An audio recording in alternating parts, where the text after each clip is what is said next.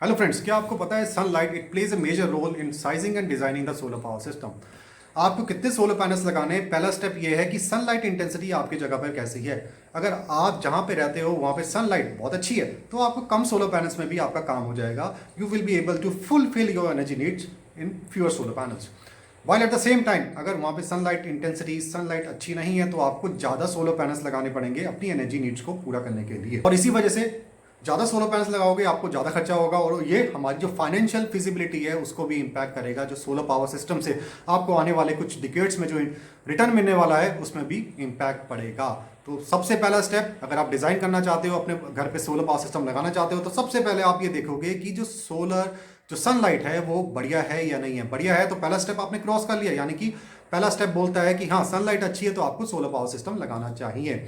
अब दूसरी बात ये है, लेकिन ये जो सनलाइट है क्या ये कांस्टेंट रहती है सुबह से लेकर शाम तक या पूरे 12 महीने? नहीं, ऐसा नहीं है। सनलाइट इंटेंसिटी या जो सूरज की रोशनी है इसमें भी वेरिएशन आती है। वेरिएशन ऐसा नहीं है कि हर पल इसमें वेरिएशन आती है और इन्हीं फैक्टर्स को हम डिस्कस करेंगे कि कौन से फैक्टर्स है जो सनलाइट की इंटेंसिटी में वेरिएशन लाते हैं और सोलर पैनल से जो आउटपुट मिलती है उसमें भी वेरिएशन आती है। ऑब्वियसली जब सोलर पैनल्स की जो इनपुट है वो सनलाइट है, सनलाइट में वेरिएशन आएगी तो सोलर पैनल वो जो है उनकी आउटपुट में भी वेरिएशन आएगी और हमारे इलेक्ट्रिकल अप्लायंसेस में भी उनकी जो स्पीड है या जो जिस फ्रिक्वेंसी से रन करते हैं उसमें भी वेरिएशन आएगी। तो चलिए स्टार्ट करते हैं आज का वीडियो। कहीं मत जाइए, आप सब्सक्राइब कर लीजिए इस चैनल को अगर आप सोलर के बारे में जानना चाहते हैं। तो सबसे पहला फैक्टर है वो ये है कि आपकी लोकेशन, आप किस जगह पे रहते हैं। अगर आप इक्वेटर के पास रहते हैं या इक्वेटर के आसपास रहते हैं तो वहाँ पे सनलाइट इंटेंसिटी बहुत अच्छी होती है, सूरज की रोशनी वहाँ पे अच्छे से पड़ती है। अगर वहाँ पे आप सोलर पावर सिस्टम लगाते हो तो आपको अच्छी आउटपुट मिलेगी। लेकिन जैसे जैसे आप इक्वेटर से दूर जाते रहते हो तो वहाँ पे जो सनलाइट की इंटेंसिटी है वो धीरे धीरे कम होती रहती है। देखिए इमेजिनरी लाइंस हैं लैटिट्यूड और लॉन्गिट्यूड जो कि एग्जैक्ट पोजीशन बताती है कि हम किस पोजीशन पे किस लोकेशन पर रहते हैं। ये इमेजिनरी लाइंस है लैटिट्यूड एंड लॉन्गिट्यूड। लैटिट्यूड बताता है कि how much far you are away from equator towards north और साउथ, यानी कि डिग्रीज में बताता है कि आप इक्वेटर से कितना दूर हो नॉर्थ या साउथ में। जितना आप दूर होगे वहाँ पे उतनी सनलाइट इंटेंसिटी कम होगी और आपके जो सोलर पैनल्स हैं वो कम आउटपुट देने वाले हैं। तो सिंपल सी बात ये है, अगर आपकी location you are near by to equator तो आपको जो सनलाइट इंटेंसिटी है अच्छी रहेगी। लेकिन जैसे जैसे धीरे धीरे आप दूर जाते जाओगे और पोल्स की तरफ सनलाइट की जो इंटेंसिटी है वहाँ पे सबसे कम होती है। पहला फैक्टर आपकी लोकेशन, जितना पास है इक्वेटर के उतनी सनलाइट की इंटेंसिटी अच्छी है, जितना धीरे धीरे दूर जाते जाएंगे उतनी सनलाइट की इंटेंसिटी कम होती जाएगी और सोलर पैनल से, सोलर पावर सिस्टम से आपको आउटपुट कम मिलने वाली है। अब दूसरी फैक्टर की बात करते हैं, rotation of earth around its axis. देखिए जो अर्थ है उसका एक्सिस रोटेशन वो टिल्टेड है, 23.5 डिग्रीज टिल्ट है अपने जो वर्टिकल एक्सिस है उससे, और वो रोटेट कर रही है अपने ही एक्सिस में, और एक रोटेशन 24 घंटे लगते हैं जिसकी वजह से हम दिन और रात देखते हैं।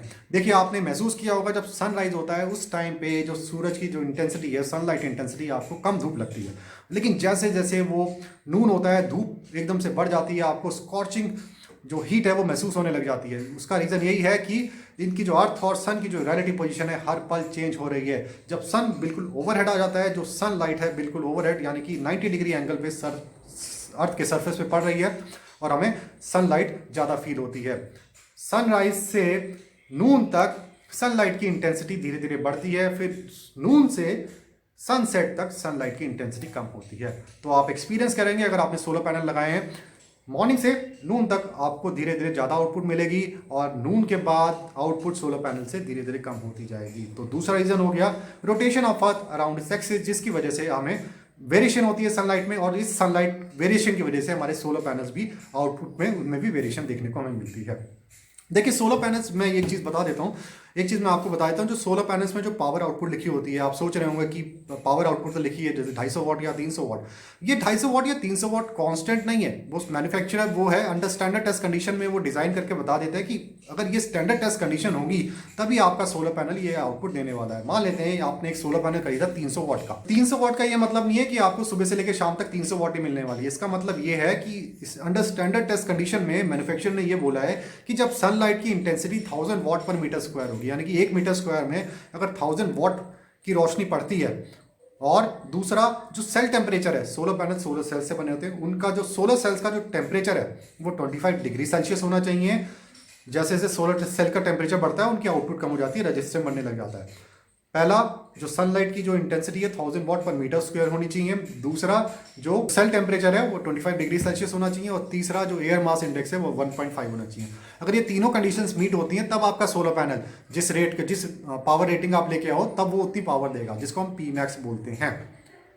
ठीक है, चलिए ठीक है, अब बढ़ते हैं। तीसरा जो फैक्टर है जिसकी वजह से जो सनलाइट में वेरिएशन आती है, तीसरा फैक्टर है revolution of earth around sun. देखिए, जो अर्थ है अपने एक्सिस पे तो रोटेट कर रही है, रोटेट भी कर रही है, साथ में वो सूरज के इर्द गिर्द भी चक्कर लगा रही है। It is circling around sun. और जो इसका जो ऑर्बिट है जिस पे वो चक्कर लगा रही है वो बिल्कुल गोल नहीं है, इलिप्टिकल शेप है। एक एग शेप का उसका पाथ है जिसपे वो चक्कर लगा रही है सन के। और उसकी वजह से क्या होता है, और हाँ, सन जो है इलिप्स के किसी एक फोकस में है। और इस इलेप्टिकल ऑर्बिट की वजह से क्या होता है, कभी धरती सन के पास आ जाती है, कभी वो दूर चली जाती है। जब वो पास आ रही होती है तब हमें जो सनलाइट इंटेंसिटी वो बढ़ जाती है, हमें गर्मियाँ देखने को मिलती है। और जैसे जैसे वो दूर जाने लग जाती है तब सर्दियाँ आनी स्टार्ट हो जाती है। तो यही रीज़न है इलेप्टिकल ऑर्बिट का कि हमें सीजन्स देखने को मिलते हैं। और सीजन्स देखने को मिलते हैं इसलिए देखने को मिलते हैं बिकॉज अगर अर्थ दूर जा रही है, सनलाइट की इंटेंसिटी हमारी अर्थ पे कम हुई, और जिसकी वजह से हमें सर्दियाँ देखने को मिली। जैसे जैसे अर्थ सन के पास आती गई, सनलाइट इंटेंसिटी बढ़ गई और हमें गर्मियाँ देखने को मिली। तो समर्स में सनलाइट की इंटेंसिटी ज़्यादा होती है, विंटर्स में सनलाइट की इंटेंसिटी कम होती है। तो तीन फैक्टर्स हमने डिस्कस किए। पहला, लैटिट्यूड, आपके जो लोकेशन है। दूसरा, rotation of earth around its axis. और तीसरा, revolution of earth around the sun. अब चौथे फैक्टर की बात करते हैं। देखिए, मान लेते हैं आप इक्वेटर पे रहते हैं, तो सबसे अच्छी बात यह है कि इक्वेटर पे है, आपको सनलाइट इंटेंसिटी अच्छी मिलेगी और आपके सोलर पैनल अच्छे से परफॉर्म करेंगे। लेकिन अगर जिस जगह आप रहते हैं वो जगह ह्यूमिड है, यानी कि वहाँ पे मॉइस्चर कंटेंट ज़्यादा है, वहाँ पे वाटर बॉडीज, इसका मतलब क्या होता है, वो गर्मी से उनका जो पानी है वाटर वेपर उनके इवेपोरेट होगा। और जो आसपास की जो जगहें हैं, जो लैंड एरियाज है, वहाँ पे moisture content, water content atmosphere में ज़्यादा आपको देखने को मिलेगा, महसूस करने को मिलेगा। आप देखेंगे जो सी शोर के आसपास जो लोकेशन है, जैसे मुंबई हो गया या वेस्ट बंगाल है, वहाँ पे ह्यूमिडिटी ज़्यादा देखने को मिलती है। और ये ह्यूमिडिटी क्या करती है, वाटर कंटेंट क्या करता है, जो सनलाइट ऊपर से जो रोशनी आ रही होती है उसको ब्लॉक कर लेता है। तो जो सनलाइट की जो इंटेंसिटी है नीचे आते आते कम हो जाती है, सोलर पैनल्स को कम रोशनी मिलती है, जिसकी वजह से उनकी आउटपुट में भी फर्क पड़ता है। तो वाटर कंटेंट जो होता है वो उसको एब्जॉर्ब कर लेता है, रिफ्लेक्ट कर देता है और रिफ्रैक्ट कर देता है, जिसकी वजह से डिफ्यूज फॉर्म में कम सनलाइट सोलर पैनल्स पे पड़ती है और आउटपुट उनकी। तो ये चार मेन फैक्टर हैं जिसकी वजह से सनलाइट में वेरिएशन आती है, और इन चार फैक्टर्स की वजह से जो सोलर पैनल्स की आउटपुट है उन पर फर्क। तो आई होप ये क्लियर हो गया होगा। चलिए दोस्तों, फिर मिलते हैं किसी एक और इंटरेस्टिंग वीडियो के साथ। Till then, goodbye, thank you very much, have a nice day.